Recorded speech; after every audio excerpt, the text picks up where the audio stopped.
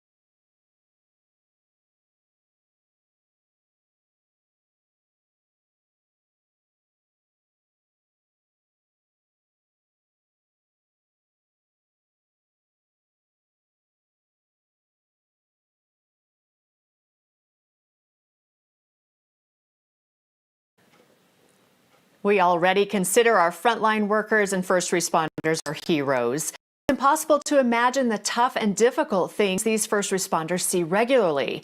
That's why Faithfully Canine helps to train their four-legged friends as service dogs for free. These dogs prove that sometimes heroes have four paws. Kathy, thank you so much for joining us on Coco. Before we get started here, my little dog Schnapps was wondering who you've got with you today. This is Stellar. Stellar works with me with Faithfully Canine. She helps train dogs. She's actually amazing. She can help a dog if they don't quite get what we're trying to do, or if they're afraid of something. She walks by and does it, and then they're like, "Oh, okay, that'll work." Oh my goodness. Well, Schnapps is jealous because she doesn't do that much. So she'll sit down here for this one. But tell us more about Faithfully Canine. What do you guys do every day? So we train veterans, first responders, civilians. We train them to train the dog they already have to be their service dog. So if they have a disability and they need some help with PTSD or a mobility issue, we can train their dog to help them. And the great thing is that veterans and first responders don't pay anything for our services. We rely on donors, sponsors, and grants to keep in business. Wow, that's amazing. And something so incredible you're doing, especially right now, as we're having so many of these first responders and frontline workers helping us so much during these times. Tell us a little bit about Project Hero too. So Project Hero, we came up with, one of my clients that I'm working with is a veteran. He's also a first responder, and he had to leave his job due to PTSD. And speaking with him, we came up with the idea that what if we could help the first responder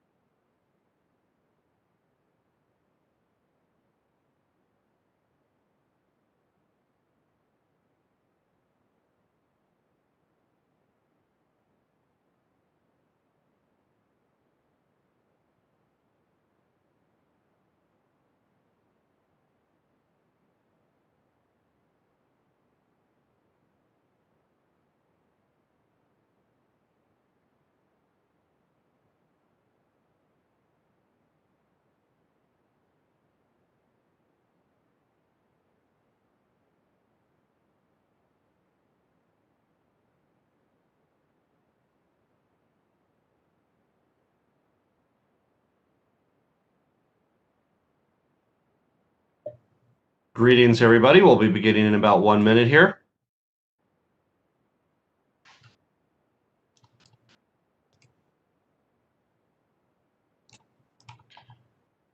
Well, hello, everybody, and Happy New Year. Thank you for joining us today. A lot of really important information about the virus in our state, the vaccination program, schools today to go over. I'm here with Jill Hunsaker-Ryan, the Executive Director of the Department of Public Health and Environment, who will be joining us in a few moments to talk about some of the lessons whose lives have been disrupted.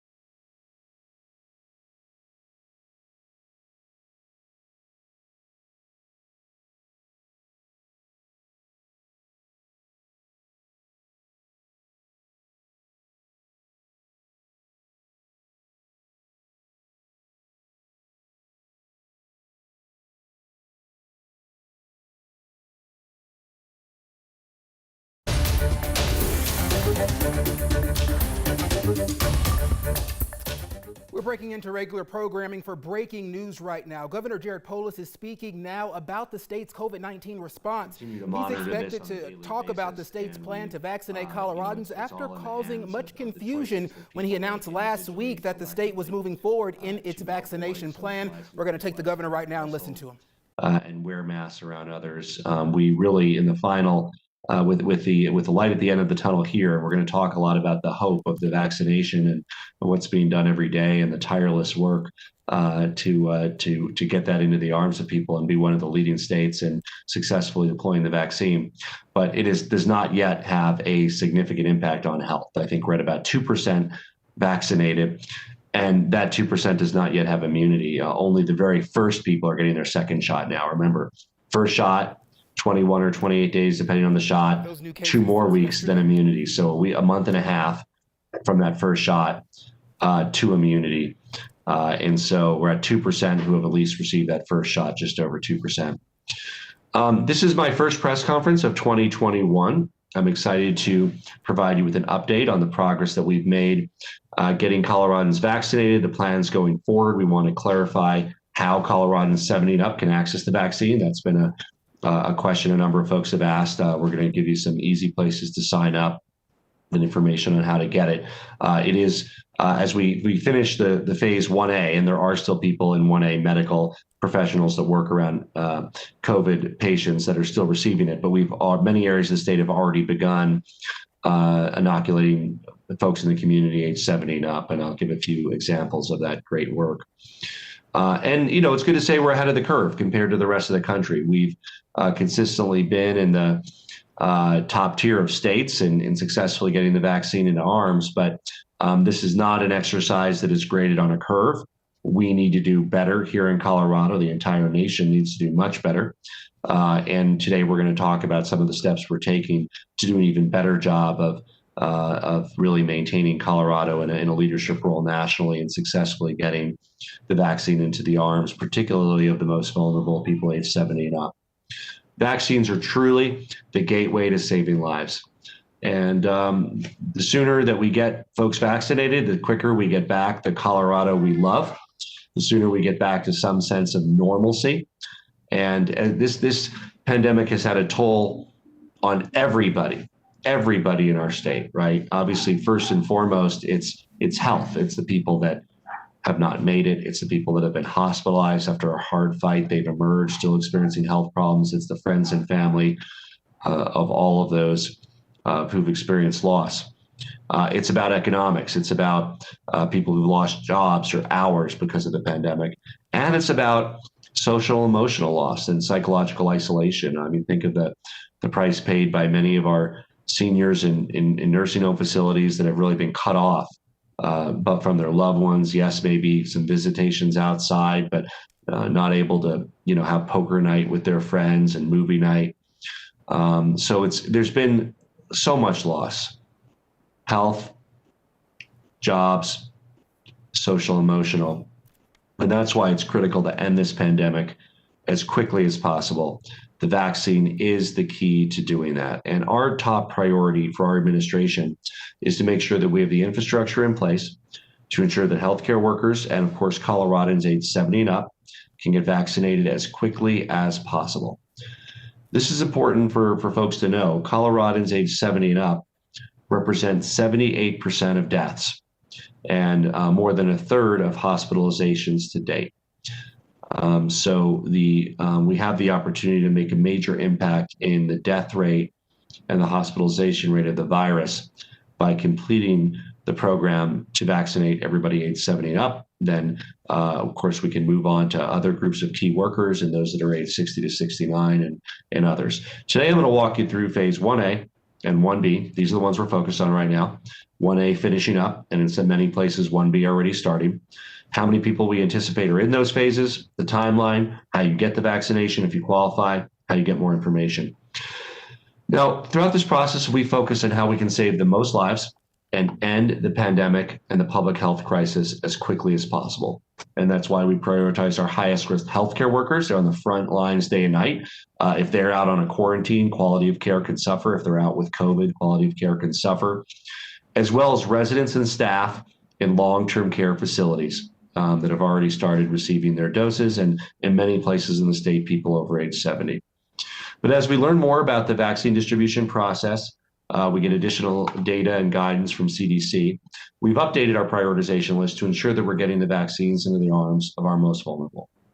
Last week, I announced Colorado's updated vaccine distribution plan, which included changes to phase 1B and to phase 2. And as a state, we're currently completing phase 1A, and in many areas of our state, beginning phase 1B, age 70 and up.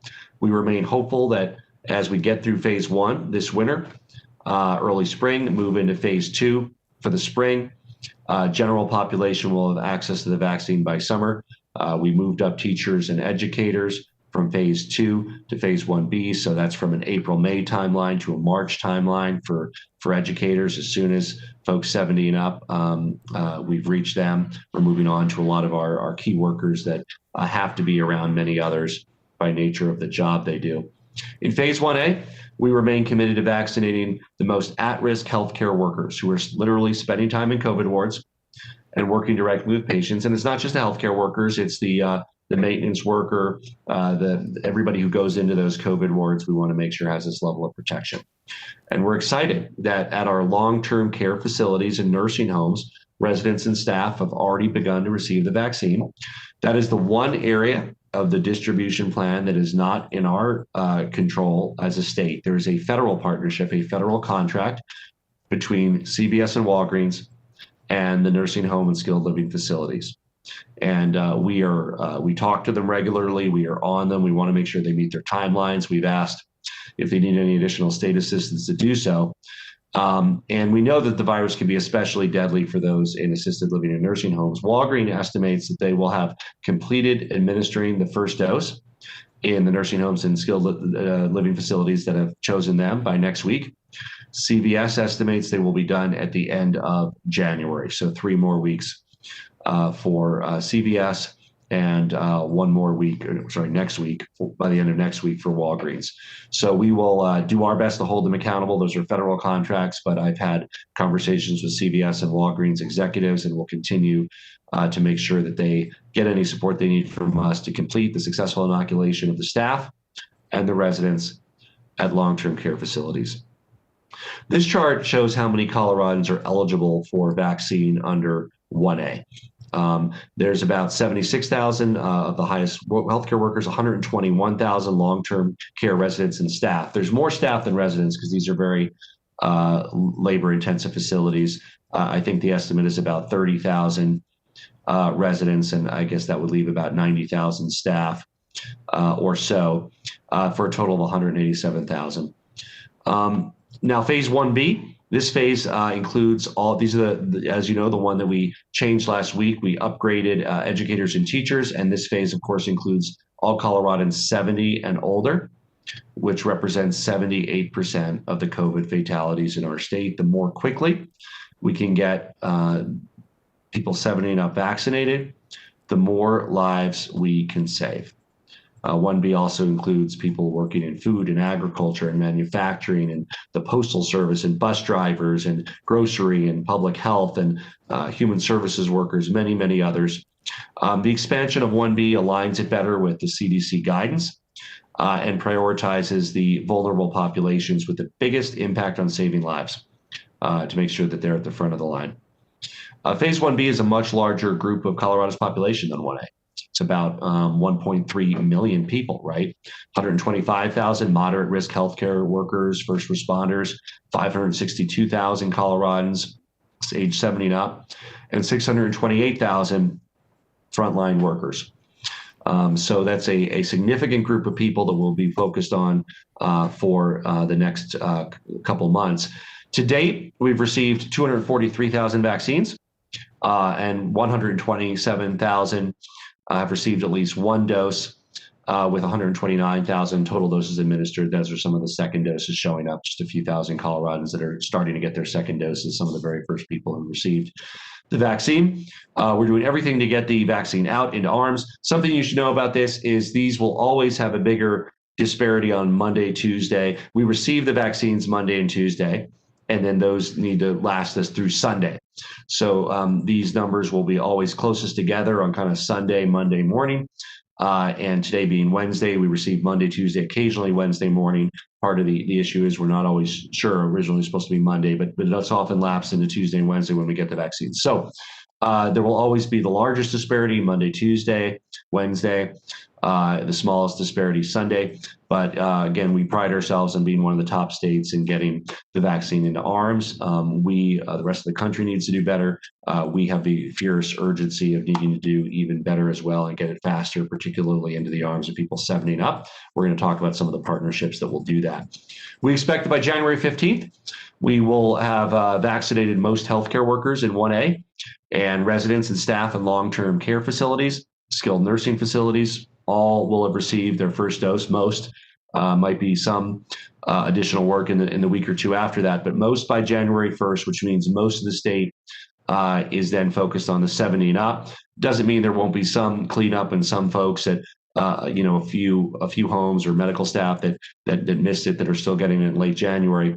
But by and large, the big quantities, the big focus after January 15th is 70 and up. There is 70 and up already occurring, but it becomes the bulk of the focus after mid-January. I'm going to turn it over to Jill Hunsaker-Ryan to provide more insight into how we're getting the shots into arms as quickly as possible in communities across the state. Before I do that, I just want to talk about sort of our equitable approach. And we had very successful clinics for 70 and up just last weekend. And I want to thank Rick Palacio for putting that together on short notice. We had Valley-wide Health partnering with the local fire department and sheriff's department to have a drive-through vaccination clinic for Coloradans 70 and up in San Luis and in Center, Colorado. More than 250 Coloradans age 70 and up got their vaccines. You can see the photos that we are showing here. These are exactly, if we can show the photos, that would be great. These are exactly the kind of event we are looking to replicate across our state. And there we go. Center, I visited the school there not too long ago, and it's exciting that most of the community members 70 and up now have their vaccine. San Luis as well. This is exactly the kind of event that we're replicating across our state in harder to access and rural areas. Working with trusted organizations, could be a fire department, could be a hospital, community health clinic, pharmacy. We want to go to where the need is, and that could mean clinics at churches, school parking lots, workplaces.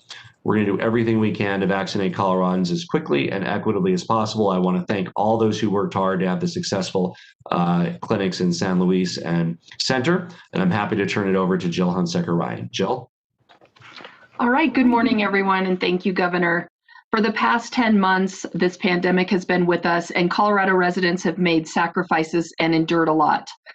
But today there's hope on the horizon. I'm so thrilled that we can now discuss vaccine distribution. 10 months ago, few would have believed that this is possible. The day has arrived quicker than history and science has ever allowed before, but it's a day that we have been preparing for. So in order to achieve our goal of saving lives and ending the healthcare crisis as soon as possible, Our mission is to distribute vaccines as quickly as the federal supply chain allows, as well as getting vaccines into arms as efficiently as possible. Currently, Colorado's receiving around 70,000 vaccines per week, although we expect this to increase as new vaccines come on the market, hopefully in February and March. But we do ask for people to be patient, as not everyone who is eligible will receive a vaccine right away. We believe our distribution process will allow us to have the greatest impact throughout Colorado while avoiding waste. We are utilizing partnerships with local public health agencies, hospitals and other health systems, pharmacies, and community health center clinics.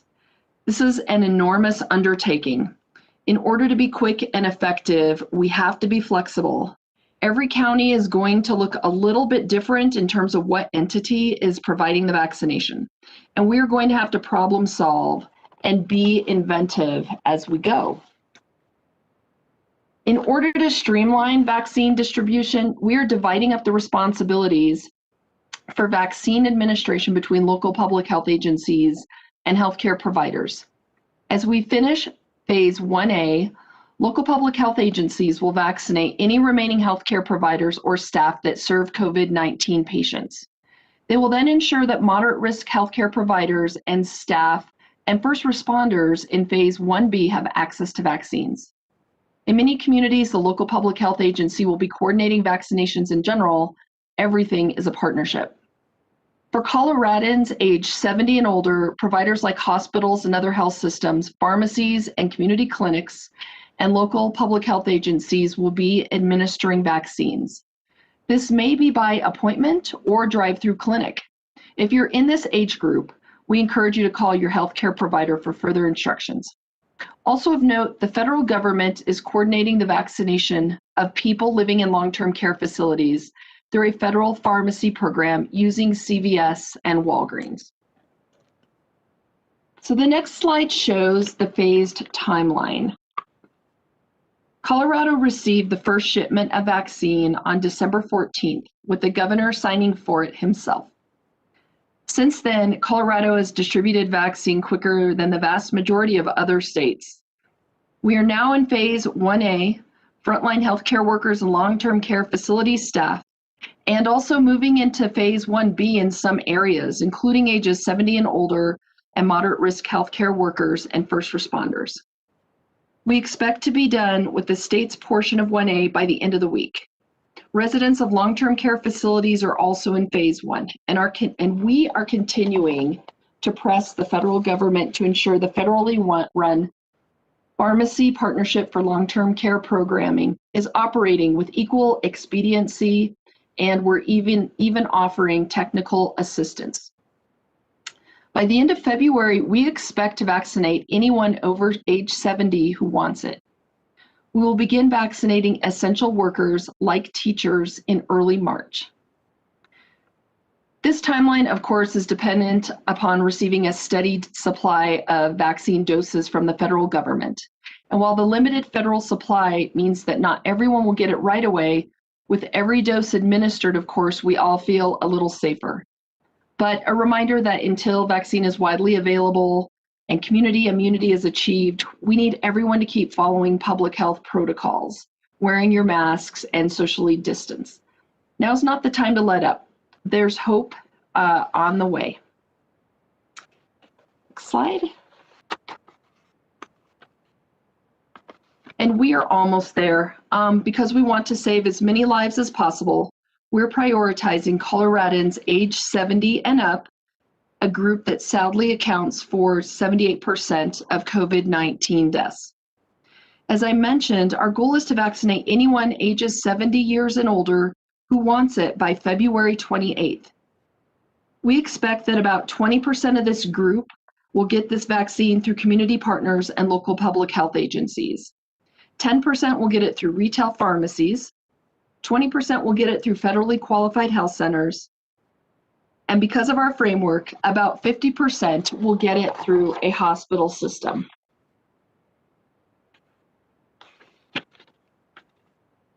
Everyone who wants a vaccine will eventually be able to get one.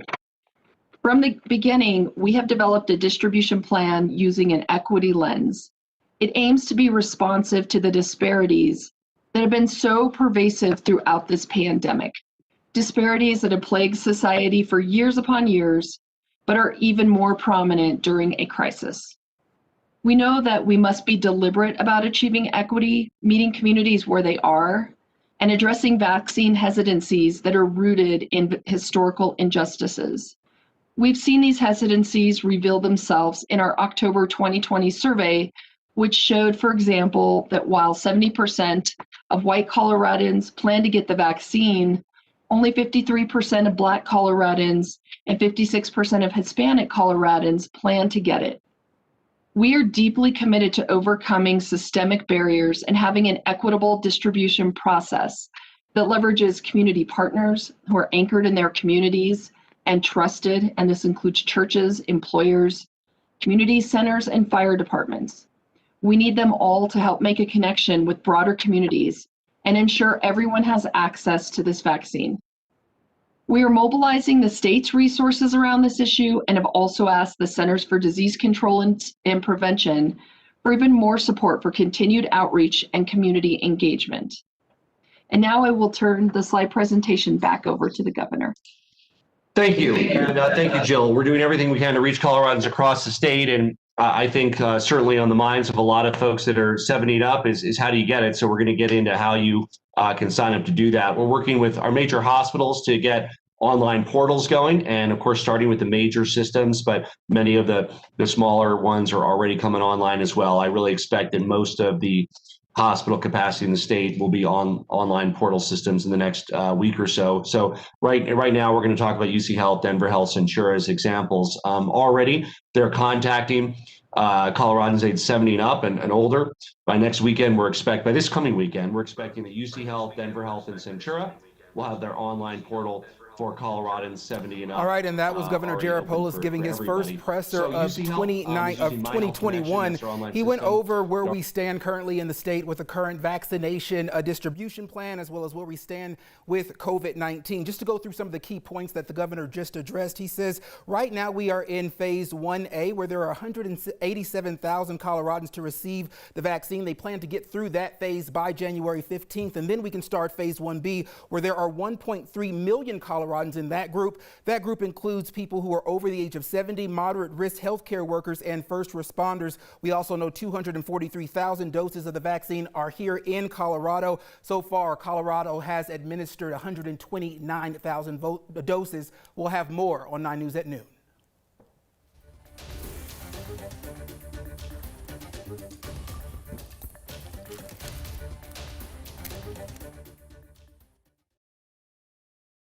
Denver Health in the last 3 years. For any more information about that, denverhealth.org/coronavirus.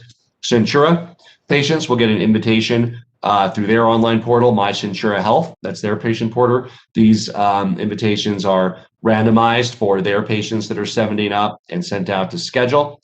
It's randomized without any consideration and no discrimination based on ability to pay or race or color or gender. So those will be sent. They are sending those out as well. Appointments are required, to receive the COVID vaccine. They don't accommodate walk-ins. I think bring your spouse if they also qualify, because sometimes there's one of our requirements is don't waste any doses, and if there's one available, it'll likely be administered. But you do need an appointment. Based on allocation from the state, Centura is working through their current health folks, but then they are opening their portal to others shortly. Banner Health, depending on where you live, you can visit these sites and sign up as well. If that's your main provider, and if you've been there. Kaiser members 70 and up, and if you're eligible, visit kp.org/COVID vaccine. That you complete the COVID-19 vaccine sign up that they have. You give them your information, and then you are placed on their list that will be randomized, and you'll be notified of when you are up if you're 70 and up. For folks in the mountain, Vail Health coming online. They've been focused on successfully. I think they've scheduled over 500 folks over 70 for vaccination, and they're working on scheduling more as well. And then Boulder Community Health, another independent hospital, contacting patients age 70 and up. So these are all either online or coming online. And then those that we don't have announced today, these are these are probably what 80% of the hospitals in the state, but by capacity. But there's others that will be coming online in the coming days. We're gonna aggregate all this in one place, and we'll push that out. Here's where you sign up. Here's where you sign up. This is some of that information, but we will be listing this at covid19.colorado.gov in our vaccination section, including the clinics that we're moving around the state, which are for particular communities. Great success in Center and San Luis. We were able to do most of the age 70 and up in small towns, and we know that for those who don't live near a hospital, it is important to go to them, and we're going to continue that effort. We expect that next week, local public health departments will have the infrastructure in place to begin their planning for their share of the vaccines. Some already are. We actually have some of those websites are ready for 6 or 7 of those counties, and the rest will be next week. So this is how you do it. This is all being done in real time. We applaud all of our partners for opening up their online portals quickly. They are contacting the people that are in their database 70 and up first, but they will also be taking signups from the general public if we have somebody 70 and up who simply hasn't ever been to a hospital. There are a few healthy over 70s who've never been to a hospital. That's wonderful, and therefore you're not on anybody's list, and you'll sign up as a member of the general public. As I said, I think UC Health will have that by this weekend. And they're already, our priority, get into the arms of 70 plus, and of course, equity, geographic, rural, urban. We want to avoid disparities on income and race, and really make sure that we reach that wildly important goal. We call them WIGs in my administration, wildly important goal, WIG, 70% of people 70 and up by the end of February. That is our goal.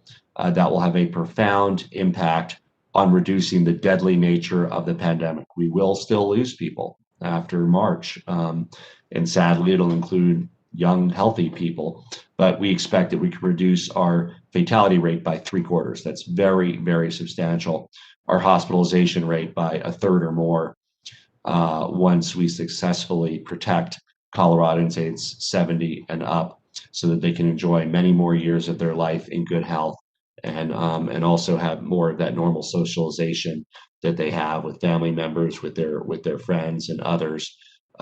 It is a exciting priority to be able to talk about by the end of February. We expect 70% to be protected. We will continue that work after February, but we know that after that 70%, that next 10% will be harder to get to 80%. There'll obviously be some folks who don't want it. But look, if you're age 70 and up, you should want this. When you look at the numbers, your risk is 500 times greater than a healthy 20-year-old.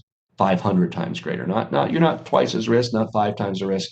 If you're in your 80s, 70s, your risk is 500 times greater. So please, get the vaccine, sign up. You might get it next week. You might get it in 3 weeks. You will get it by February 28th if you seek it out and want it. And that's the goal of what we're operationalizing right here today. Back to school, very exciting partnerships on this front. As we indicated, we've talked about in our back to school task force, one of the very first things we said is we don't expect the vaccine to have a major impact on back to school. Why? Because you're not even immune when you get it. So even though we moved up teachers from April and May to March, you get it in March, you're not immune for a month and a half, right? First dose, second. So that's why we have the intense focus on how we can make schools safe.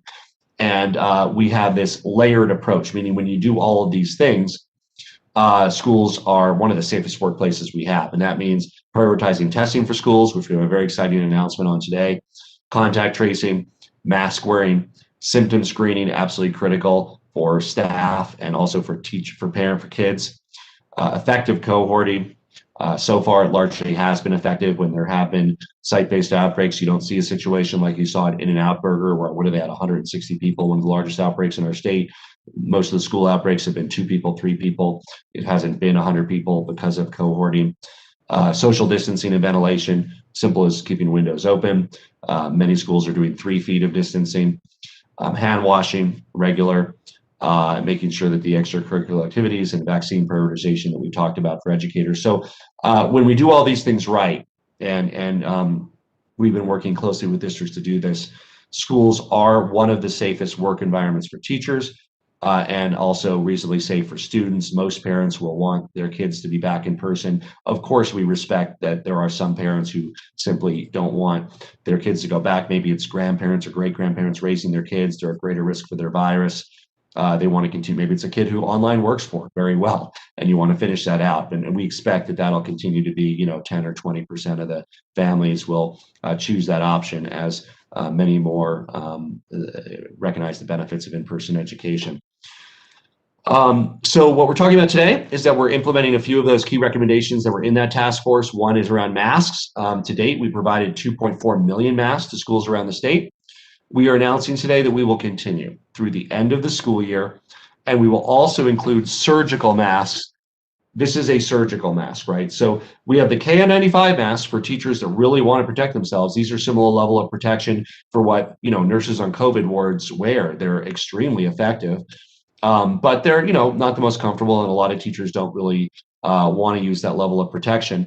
Cloth masks are great, but this surgical mask is better than a cloth mask, not as good as a KN95 mask. We want to make these available to teachers, and that will be included in the delivery. Schools need to opt into this. There are many schools where they're, happy using their cloth masks and they don't want the surgical or the KN95s. But we want to make sure that any educator, and it's not just teachers, it's paraprofessionals, it's the person at the front desk, librarian, many others, that if they want to have the highest level of protection that's available to them, if they're comfortable using cloth or a surgical mask, we want to make sure that that's available to them as well. So we're going to continue out throughout the entire school year. It's one of the key parts of our roadmap.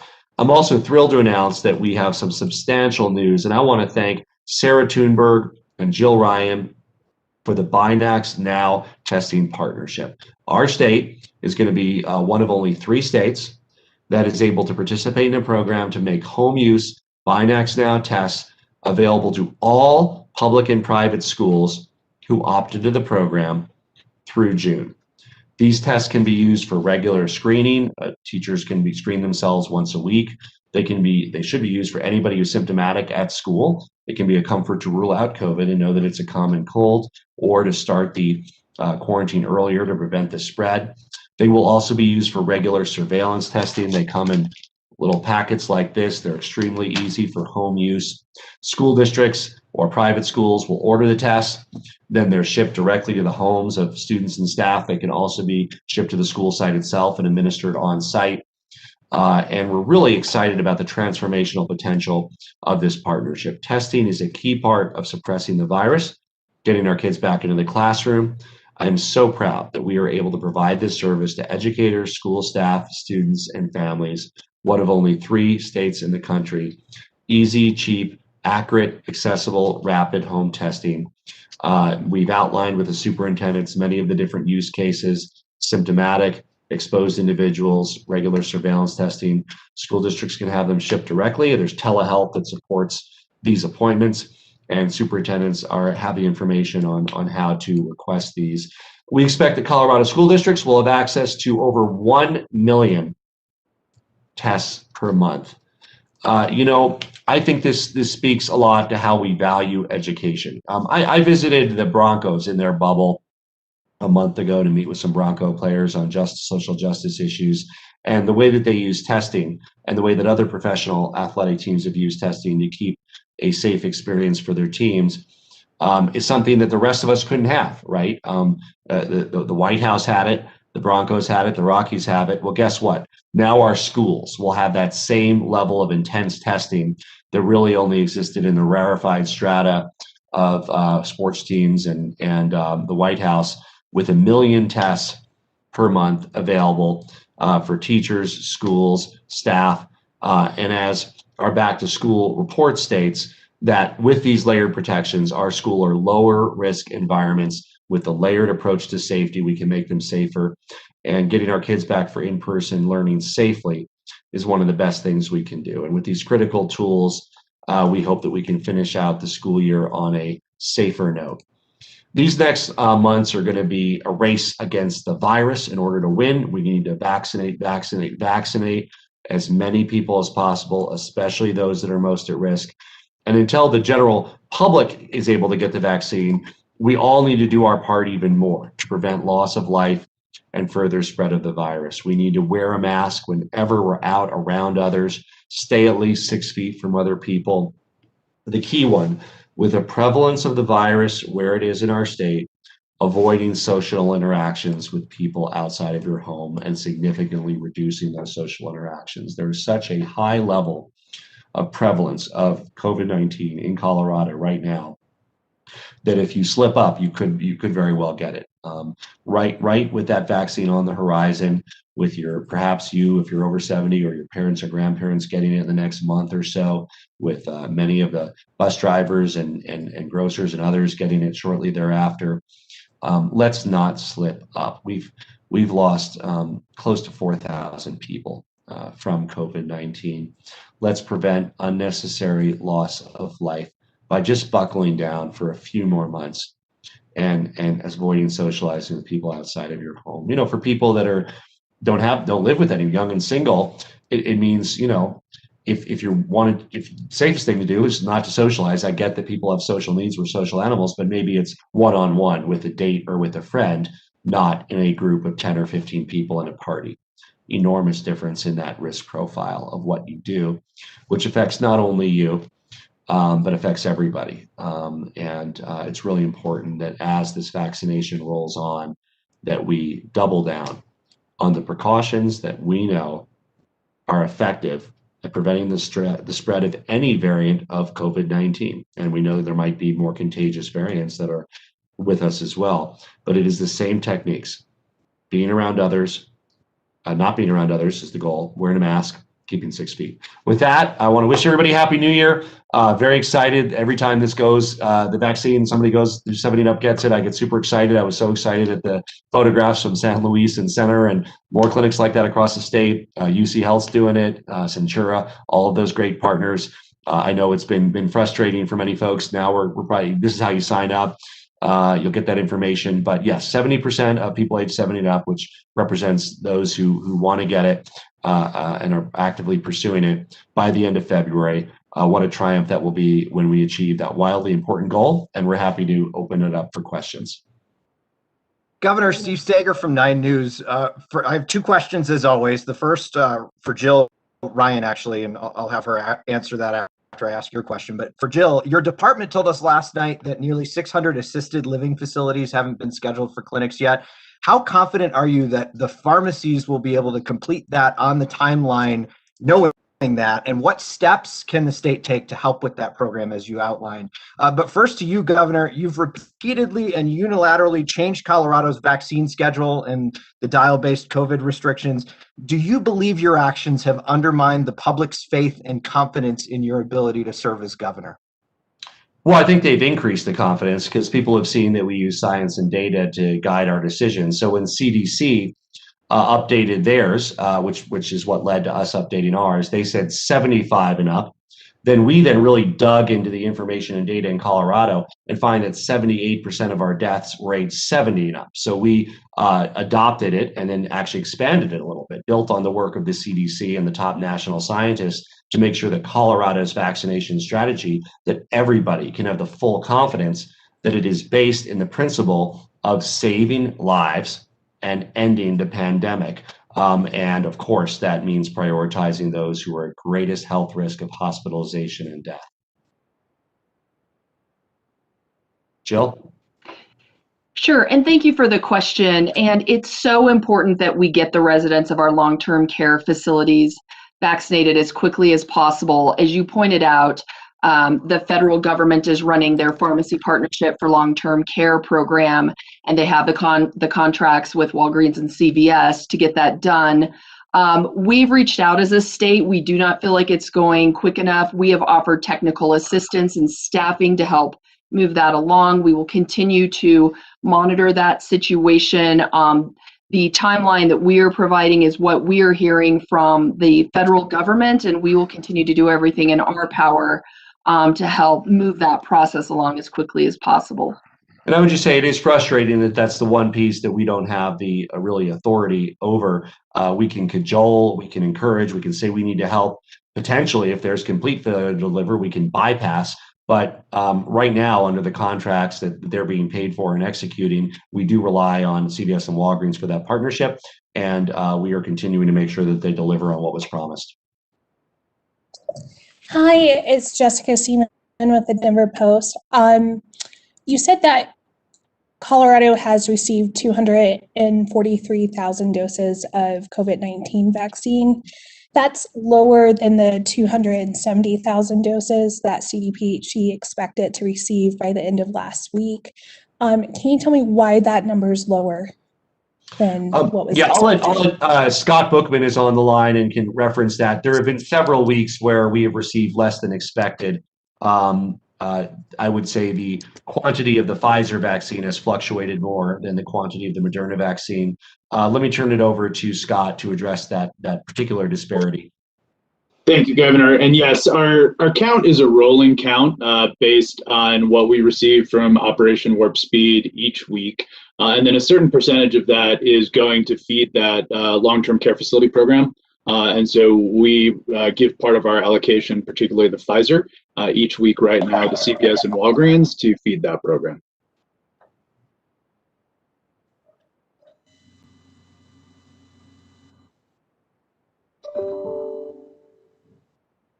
Next question.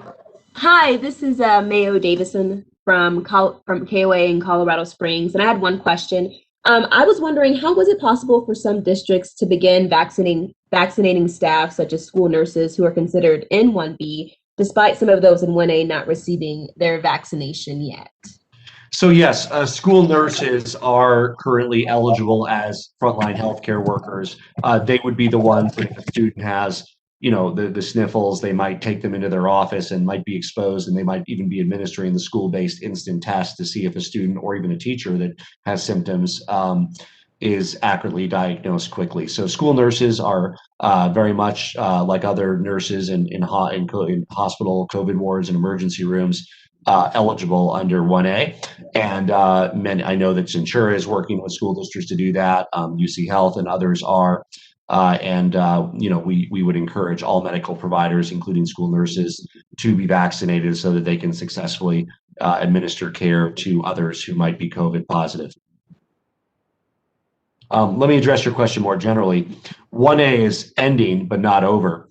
And 2A has started. I'm sorry, 1B has started. What does that mean?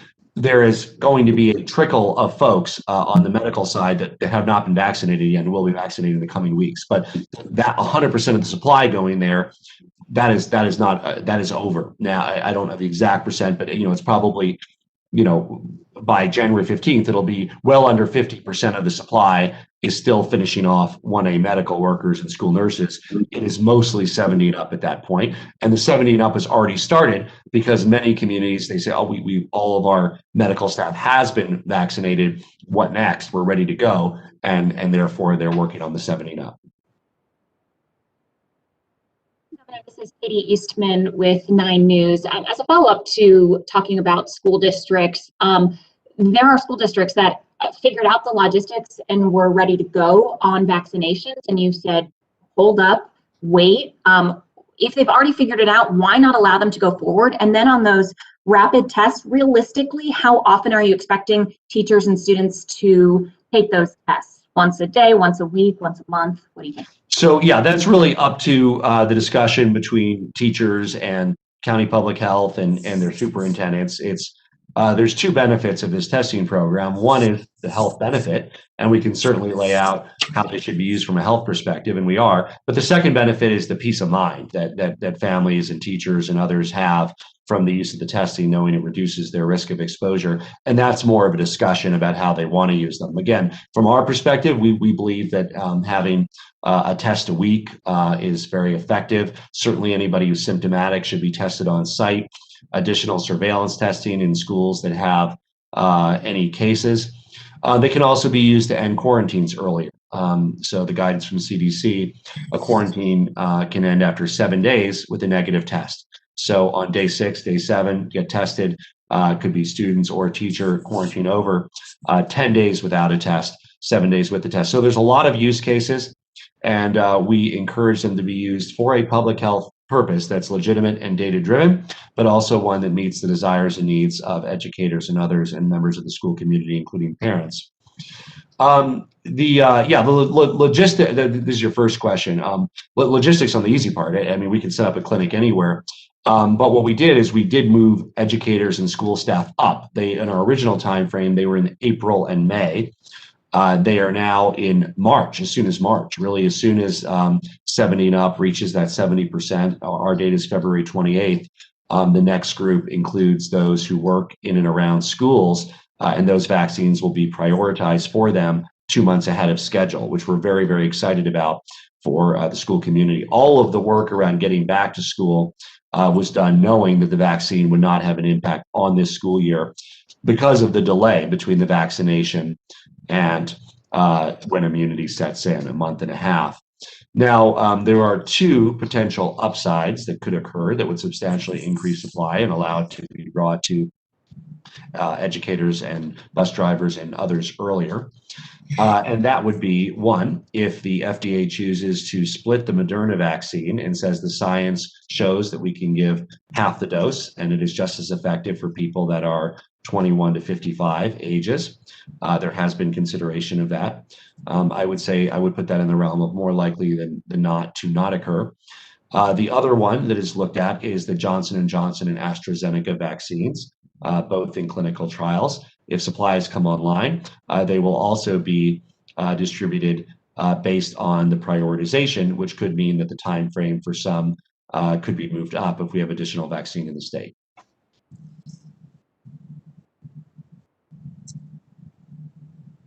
Hi, this is Andrea Dukakis with CPR News.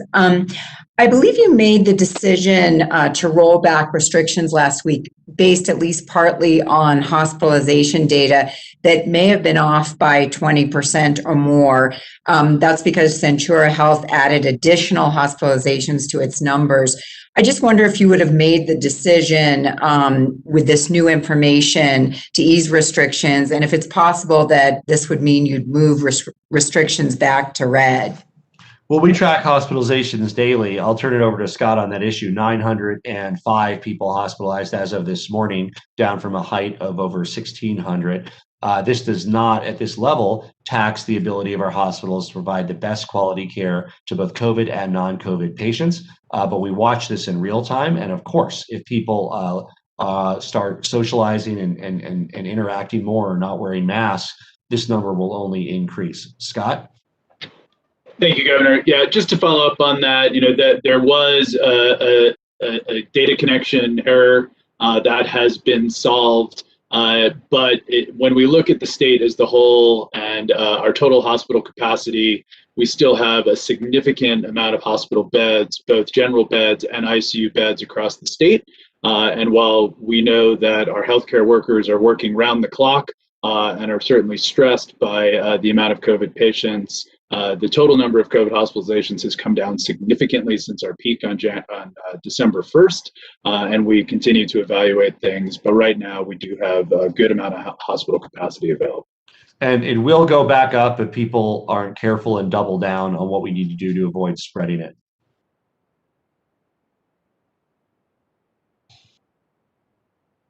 Hello, Governor. Jesús Carrasquel from Noticias Univisión Colorado. Sí.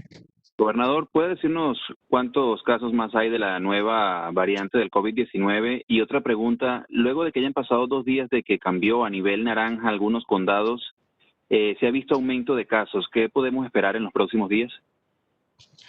Otra vez, por favor. Son 2 preguntas. La primera, ¿qué nos puede decir de la nueva variante del COVID-19? Sí. Si hay nuevos casos. Y la segunda, luego de cambiar a nivel naranja, solo han pasado 2 días y ya tenemos aumento de casos. ¿Qué puede decirnos al respecto? Nuestros laboratorios están monitoreando esta nueva variante. En cuanto a los casos, esperando a ver si vamos a ver aumento, pero estoy optimista poco de que los coloradenses han puesto de su parte durante las fechas feriadas para evitar reuniones y proteger a sus seres queridos. Es más importante que siempre usar tapabocas y no ir a locales sociales con personas que no viven en su mismo techo.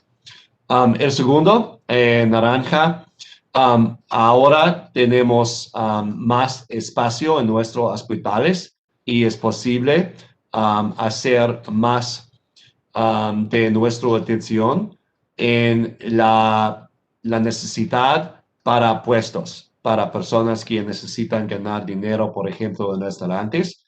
Y los restaurantes pueden abrir en todas partes del estado con más distancia entre las mesas. Pero la cosa más importante en los restaurantes y para los clientes es quién tú vas a cenar con. Si cenan con su familia en un restaurante que viven en el mismo techo, es un poco de peligroso. Pero si van al restaurante con personas que viven en muchas casas, con 6 personas en 6 casas, es muy peligroso ahora porque el nivel de coronavirus es muy alto en nuestro estado y en todo el país. Good morning, this is Stephanie Rodriguez with Telemundo Denver. My question is for you, Governor. ¿Me podría dar un resumen en español de la Junta? Y también muchas preguntas que tiene la comunidad es dónde se podrán administrar la vacuna y también qué documentos o qué les van a pedir al momento de ir a administrarse esta vacuna. Sí. Personas viejos personas más viejos de 70 años pueden recibir el vacuno en hospitales y clínicas comunidades de salud. Solo identificación se necesita, es una cosa con su edad. Puede ser pasaporte, documento de otro país, de certificado de nacio, certificado de identificación de Colorado, por ejemplo, de manejar o una identificación. Hay muchos tipos de identificación para demostrar su edad. Hi, this is Erin Prater with the Gazette in Colorado Springs and Denver. I have a general question for whomever wants to answer. And regarding the mutation, have there been any additional cases identified? And how many potential cases currently have been identified as well?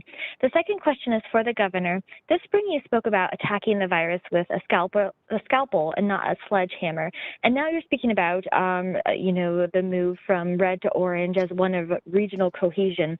So why the shift? And in light of COVID levels that are rising again in the state, do you feel that moving red counties to orange was potentially premature, also in light of this mutant strain? Thank you.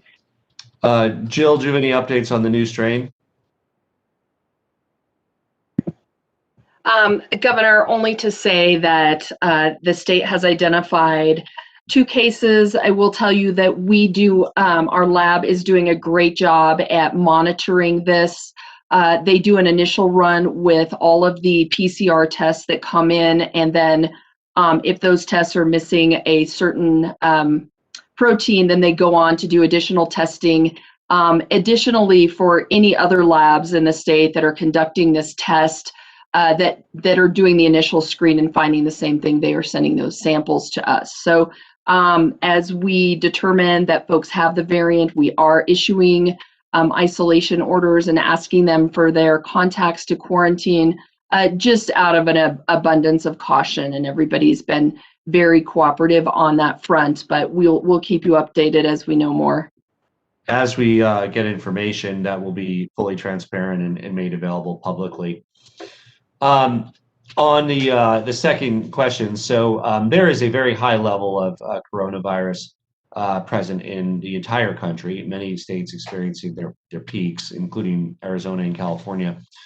In Colorado, we have less hospitalizations than we did 4 weeks ago. We're down to just over 900 from a peak of 1,600, where it was really getting very close to having to activate the additional facilities that we had. That was something we were monitoring in real time. Had it kept moving that way for another week or two, that's where we'd be. Fortunately, it moved the other way. And remember, only about 20% of the spread of the virus is affected by all of these public policy decisions we're talking about. 80% is just people's personal decisions and what they're doing. And so really that is the place to focus. With regard to restaurants opening, it's what you do in a restaurant, not the fact that it's a restaurant, right? So if you go out with your family, those you live with, to a restaurant, that is low to moderate risk, not zero risk, just as shopping in a grocery store is not zero risk, but it's low to moderate risk to go out with your family. What is high risk is meeting people from different households in any environment, a restaurant, in a private home, wherever. If there's 6 people from different households that get together, there's a very good chance that one might be contagious with coronavirus. Boom, it goes to 5 people. Unmasked, more than 15 minutes, contact in close vicinity is what spreads this virus rapidly. So I call upon the people of Colorado to avoid socializing with people outside of their homes, to wear masks around others, and to be extremely cautious because of the high prevalence of the deadly virus in Colorado. Hey, Governor, Jesse at the Colorado Sun. One follow-up on the question that Aaron asked. Ms. Hunsker-Ryan, is that 2 total cases or 2 in addition to the one that we already knew about of the variant? I'm wondering if you have any updates on, how many suspected cases you guys are looking at. And then, Governor, I wanted to ask you another question about the dial system. We found that more than 40 counties still had red level metrics for at least one metric, but you moved them back to level orange. So what's the point of having the dial system or the metrics if they don't really matter and the state's not following them? Jill, did you want to address yours first? Sure, Governor. So we have 2 confirmed cases total, and I don't know if Incident Commander Bookman knows how many more we're in the process of sequencing to determine if there are additional cases. I can't give you a precise number because there are any number of different reasons that we would be doing sequencing on samples. It is not just the S dropout protein that would drive us to do sequencing, but we do have a robust surveillance system in place. We're working with other labs across the state to ensure that we are evaluating this. We continue to partner with the CDC and doing all that we can to identify every variant, not just this variant, but there are others as well that we are looking for to make sure that we have a good picture of what's happening in the state. So there are 3 main criteria that drive the dial: incidence level, trend, and looking at 2-week trend, 1-week trend, and hospitalization data. Our North Star, we've made very clear from the start, is hospitalization. That is what we look at if there would ever need to be a county that would ever have to go into purple or lockdown if they're exceeding their hospital capacity. Red, the stage just short of that, is not designed to be a long-term intervention. It is a extremely extreme step. I think I'm grateful for the forbearance of the people of Colorado to be able to live with that for several weeks. The effect was positive, hospitalizations down, trend line down, incidence level still higher than we would like. So 2 out of 3 metrics being met. We look forward to a robust discussion with public health authorities, scientists, and others to discuss how to better relate the 3 criteria that we use in a way that makes sense and is predictable with regard to the use of the dial. Governor, Chris Vanderveen over at 9 News. I think if there's been any sort of universal feeling that we've felt in our newsroom over the last week or so, is that there appears to be a massive amount of confusion over messaging, whether that be with the dial or the 5-star system, or with teachers, with doctors, with parents who can't get through on lines to their providers. Is there any responsibility that your office needs to take for some of that confusion over the last 2 weeks based upon the messaging that has sometimes come, at least in the minds of some, in haphazard form? Well, look, there's 2 ways to approach this. One would be you wait until everything is perfect, till web portals are set up to and the systems are in place, and you don't announce anything until then. The other way is what I think is the path that makes sense to save lives, which is, of course, more chaotic because you're building the car while you're driving it. But in the meantime, you're getting the vaccine into the arms of 70 and up. And our state is one of the leading states in doing that. So yes, it was announced before all of the partners were ready, before all the public health agencies were ready, rather than delayed. I believe a delay would have been very costly in lives. And we want to show that we have the urgency that the moment calls on, which means moving forward at the fastest rate possible. I mean, the fact that those 250 people in Center and San Luis were vaccinated, that UC Health has vaccinated thousands of people over age 70 that will garner protection, equates to saving lives. So we want to get it done. Rather than wait till everything is queued up and ready and neat and organized, we want to convey that this is a crisis. Extreme times call for extreme measures. The chaos is not desirable, but the fact of going as quickly as possible, the benefits of going as quickly as possible to get it into the arms of folks, and it far outweighs any benefit of delaying until everything is lined up.